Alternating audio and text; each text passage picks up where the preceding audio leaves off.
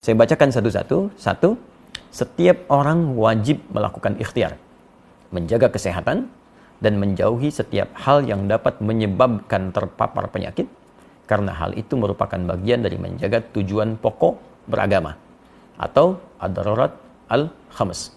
Ya, ad-daruriyah al-khams. Ini bagian pertama. Jadi meminta kita semua berikhtiar, jaga kesehatan kita, jaga baik-baik kondisi kita. Kalau kita mengambil kepada bagian-bagian sebelum yang disampaikan, jelas sekali ada anjuran langsung dari Nabi, kalau sudah tahu wilayah yang terjangkit jangan masuk ke situ, dari wilayah itu jangan keluar. Ya, ini bagian dari menjaga kehidupan kita, dan nanti turunannya kita akan lihat seperti apa proses yang dimaksudkan.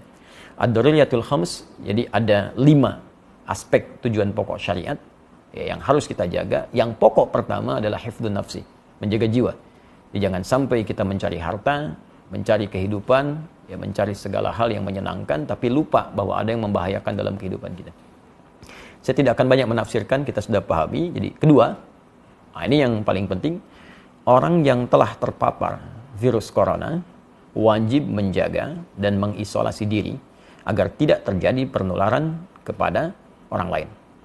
Saya ulang, orang yang telah terpapar virus corona wajib menjaga dan mengisolasi diri agar tidak terjadi penularan kepada orang lain. Baginya, salat Jumat dapat diganti dengan salat zuhur, karena salat Jumat merupakan ibadah wajib yang melibatkan banyak orang, sehingga berpeluang terjadinya penularan virus secara massal. Baginya, haram melakukan aktivitas ibadah sunnah yang membuka peluang terjadinya penularan, seperti jamaah salat 5 waktu atau rawatib, salat tarawih, dan id di masjid atau tempat umum lainnya, serta menghadiri pengajian umum dan tabligh akbar. Jelas poin yang kedua. Jadi kalau memang sudah ada diketahui positif atau bahkan kemungkinan kuat suspek yang diduga sangat kuat terkait dengan corona, maka ini jelas ya, fatwanya sangat jelas, jangan melibatkan diri dalam proses pelaksanaan ibadah berjamaah, baik Jumat, salat fardu ditunaikan berjamaah di masjid, atau salat-salat sunnah yang ditunaikan dengan sifat berjamaah terbuka. Fatwa ini sangat jelas, mudah dipahami, landasan hukumnya kuat. Bahkan kalau boleh kita memberikan bandingan yang sangat ringan, dalam situasi badai saja, ada hujan lebat, dingin, ya, itu bahkan muadzin mengumandangkan azan dengan satu kalimat membolehkan masyarakat untuk sholat di rumah karena khawatir terkena badai ketika akan ke masjid. Maka bagaimana dengan kondisi orang tertular virus dan bisa menularkan pada orang lain? Atau bahkan dalam konteks lain, ya, orang yang safar saja, perjalanan jauh, dengan keadaan safarnya dia bisa mengganti Jumat dengan zuhur karena kesulitan menunaikannya. Maka bagaimana dengan orang terkena virus yang membahayakan pada dirinya dan bahkan membahayakan orang lain di sekitarnya? Ini sangat mudah dipahami dan tidak perlu banyak ditafsirkan. Jadi kalau memang dampaknya pada wilayah yang sudah terjangkiti, kemudian orangnya diketahui banyak di situ terkena virus juga, maka hukum menunaikan ibadahnya itu bisa diganti dari yang aspek berjamaah di masjid, bahkan Jumat menjadi berjamaah di rumah, atau mungkin Jumat diganti dengan zuhur sesuai dengan fatwa yang disampaikan. Tapi fatwanya belum selesai sampai di sini. Jadi kalau kita mengambil yang kedua ini saja, maka nanti akan banyak ditafsirkan dengan ya, masjidnya ditutup, Jumatnya tidak ditunaikan, ya, baru secara umum. Sedangkan kondisi belum selesai disampaikan. Ya, fatwa nomor 3, orang yang sehat dan yang belum diketahui atau diyakini tidak terpapar COVID-19 harus memperhatikan hal-hal sebagai berikut. A. Dalam hal ia berada di suatu kawasan yang potensi penularannya tinggi atau sangat tinggi, berdasarkan ketetapan pihak yang berwenang, maka ia boleh meninggalkan salat Jumat dan menggantikannya dengan salat zuhur di tempat kediaman, serta meninggalkan jamaah salat 5 waktu atau rawatib, tarawih, dan id di masjid atau tempat umum lainnya. Jadi kalau poin 2 tadi khusus bagi yang terkena, maka yang poin ketiga A itu menunjuk kepada kita yang tidak terkena, tapi kita tinggal di wilayah yang diduga banyak terjangkit dan menyebar virus corona. Sehingga menjadikan kita khawatir kalau keluar itu bisa terdampak, terkena, dan bahkan berpotensi menularkan pada yang lain. Dan ini pun sangat dipahami. Jadi kalau Anda tinggal di wilayah-wilayah tertentu yang memang informasi dari pemerintah setempat menyampaikan ini sudah darurat, sudah bahaya, diketahui kemudian tersebar, maka hukum fatwa ini berlaku. Ya, dan jangan dipaksakan. Salat di rumah, ya itu biasa saja. Jadi kalau kita tidak salat di masjid, itu biasa. Ya, dalam kondisi seperti poin nomor 3A ini. Yang tidak boleh itu tidak salat. Itu poin pentingnya. Jadi kalau memang di tempat kita ditemukan situasi, diketahui banyak terjangkit, jangan paksakan situasi datang ke masjid, ya, bahkan boleh Jumatnya gugur dan diganti dengan zuhur. Dan pahalanya sama dengan ketika kita menunaikan di masjid.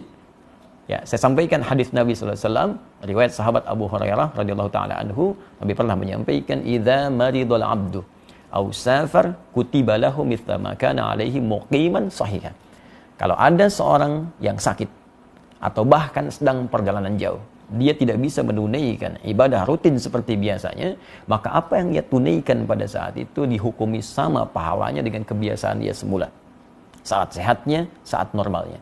Anda saat safar, kemudian menunaikan yang sempurna jadi qasar, zuhur 4 jadi 2, sunnah tidak dikerjakan, padahal sebelumnya biasa Anda tunaikan.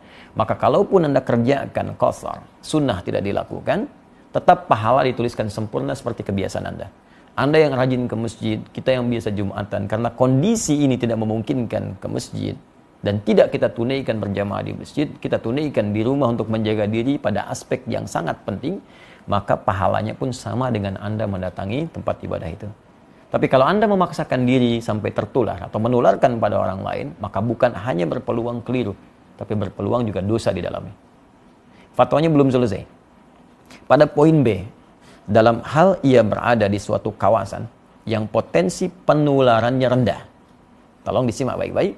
Dalam hal ia berada di suatu kawasan yang potensi penularannya rendah, berdasarkan ketetapan pihak yang berwenang, maka ia tetap wajib menjalankan kewajiban ibadah sebagaimana biasa dan wajib menjaga diri agar tidak terpapar COVID-19 seperti tidak kontak fisik langsung, bersalaman, berpelukan, cium tangan, kemudian membawa sejadah sendiri dan sering membasuh tangan dengan sabun. Nah, ini penting dibacakan bagian kedua ini supaya kita mengetahui ya, bahwa fatwanya belum selesai. Jadi kalau di wilayah kita berdasar keterangan dari aparatur setempat, ya pemerintahan setempat menyampaikan di wilayah ini baik, di wilayah ini diduga kuat belum tersebar atau kecil kemungkinannya, maka kita berjamaah seperti biasa. Ini tidak harus menutup tempat ibadah. Jumat berlangsung, ya ibadah 5 waktu berlangsung, dan kehati-hatian tadi kita lakukan. Ya, kita hindari kontak fisik secara langsung, bersalaman, atau kemudian tadi membawa sejadah sendiri, menggunakan hand sanitizer, ya. Nah, itu kita lakukan. Tapi jangan latah kemudian masjid ditutup, Jumat tidak ada, sehingga seakan-akan sunyi dari ibadah. Nah, hanya mungkin di fatwa ini juga, ini kami mengusulkan. Ya, kami mengusulkan kepada pemerintah di daerah-daerah setempat dengan berkoordinasi dengan pusat. Nah, ini mungkin menyampaikan kepada masyarakat transparansi data yang terbuka.